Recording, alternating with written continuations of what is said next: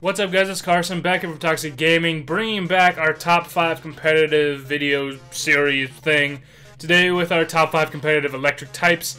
This is updated for Sun and Moon, and we haven't got the Pokebank yet as of recording of this video, but there will be some Pokebank mons talked about throughout this, so be ready for those. But basically, these are when I'm thinking of electric types in draft format, what am I taking? And then if I can't take the number 1, am I taking the number 2? And so on and so forth. Again, these are my opinions, are only my opinions are throughout this entire video. If you have your own opinions and you decide not to mesh with mine, you have something different, let me know down below in the comments section and all that. But without further ado, we'll go on to number 5. At number 5, we have Magnezone. Now, I know it seems like a weird number 5 pick for Magnezone, being that it's not been used a lot recently in the new meta. But with the Tapus running rampant, with all these fairy types running around, and Trick Room becoming such a big part of the metagame and part of draft format now, with the lower speed tiers that Sun and Moon introduced with a lot of their mons, Magnezone might actually, I feel, make a comeback. I feel he has some things he can really do, with Sturdy and Magnapole being the main two abilities that you would probably see on Magnezone to be able to trap the steel types, tank and earthquake and such. Or Analytic now can become more of a mainstream thing, with Trick Room being more into it with his base 60 of speed.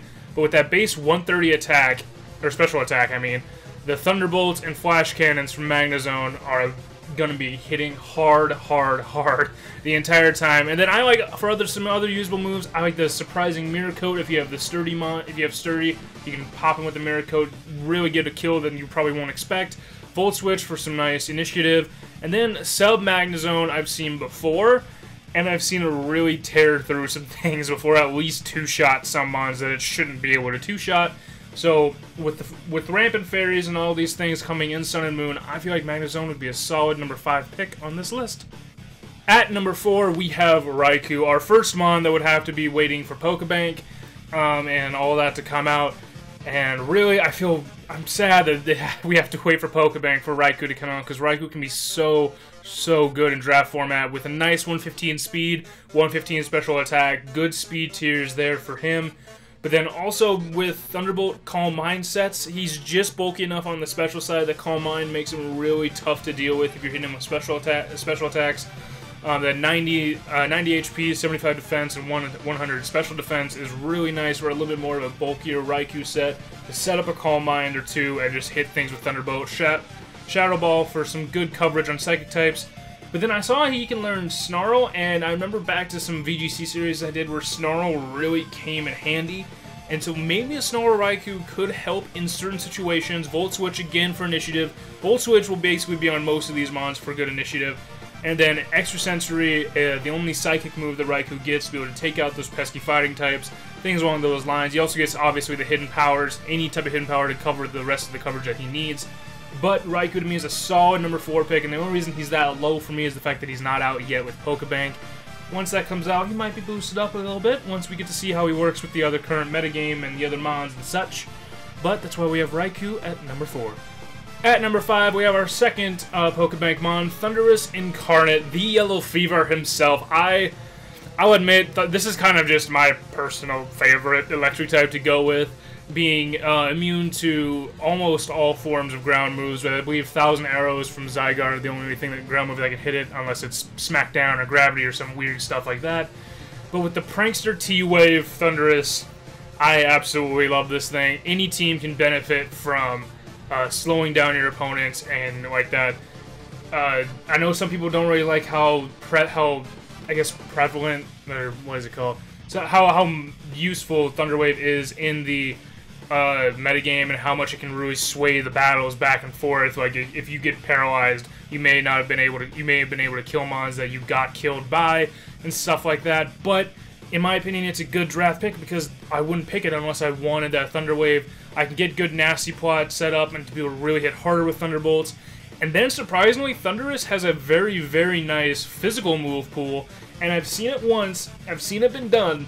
Defiant Thundurus with Adrenaline Orb to basically soak and intimidate and get a attack boost thanks to Defiant and a speed boost thanks to the Adrenaline Orb.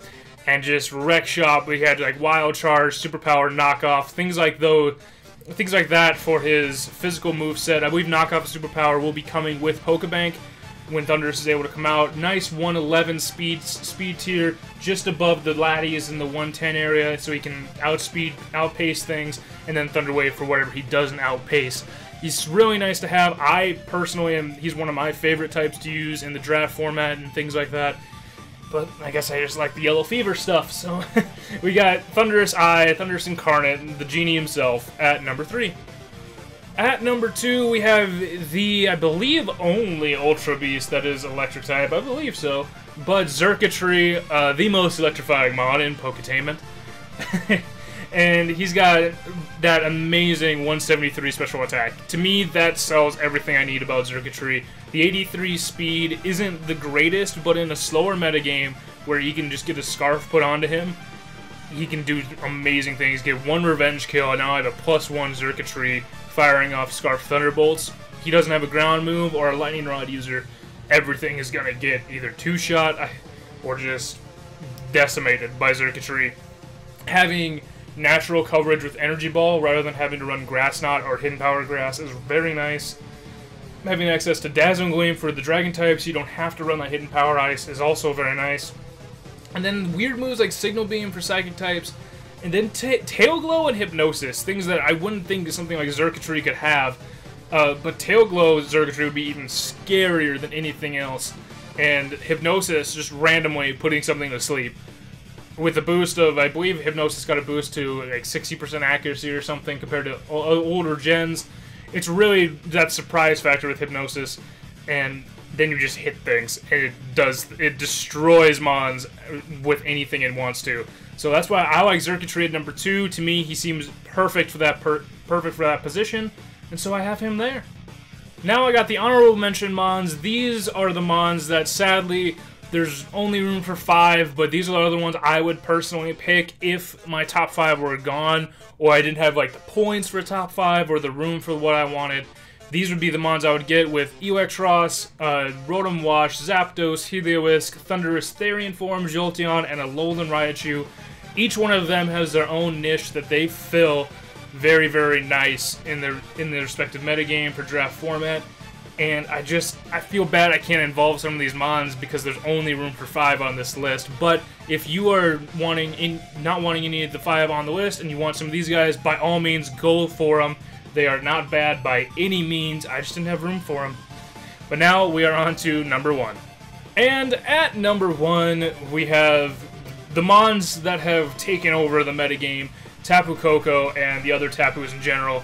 Basically, he made Electric Terrain Dance a thing again, rather than just that one-off thing that we see somebody like Shroom do.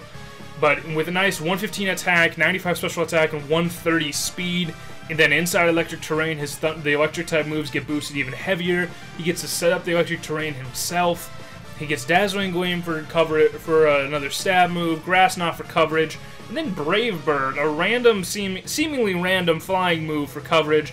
Great Calm Mind user and able to be using Roost and substitutes, things along those lines. Tapu Koko can throw so many different things at you, and then you also have that 130 speed. You have that very, very nice Revenge Killer Tapu Koko set that is so hard to actually really beat. It's just, beating Tapu Koko 1-on-1 takes some actual planning and true planning by your opponent to focus on him only, with that 130 speed and his attack stats across the board. Electric Surge making Pokemon not be able to fall asleep, things along those lines. Tapu Koko to me is a solid number 1 electric type pick. He's the one I want all the time. If I'm going to go for a strong electric type, Tapu Koko is who I'm going to go for. So that's why he made number 1 on our list. So thank you guys for coming and looking at the top 5 competitive electric types. These videos will be going out, I believe, every week. 1 week, just simple, nice and round number. But you guys get to tell me on Twitter after this video goes live which type you want next. So it'll be a choice of 4 options, and whatever's the highest will be the next video. If you guys enjoyed the video, leave a like and everything down below. If you want to see more and be able to not miss a single one of these, subscribe and that little button down there and ring that bell thing. And if you disagree with my top 5 or the honorable mentions, let me know of your top 5 down in the comment section below. I would love to get more comments and more stuff about which is the best, which you feel is the best electric type, so that we as a community can grow in our own knowledge and pick the best types that we can, the best mons that we can. So, thank you guys for coming out. I'm Carson, this is Toxic Gaming, and as always, you guys stay toxic. We'll see you guys.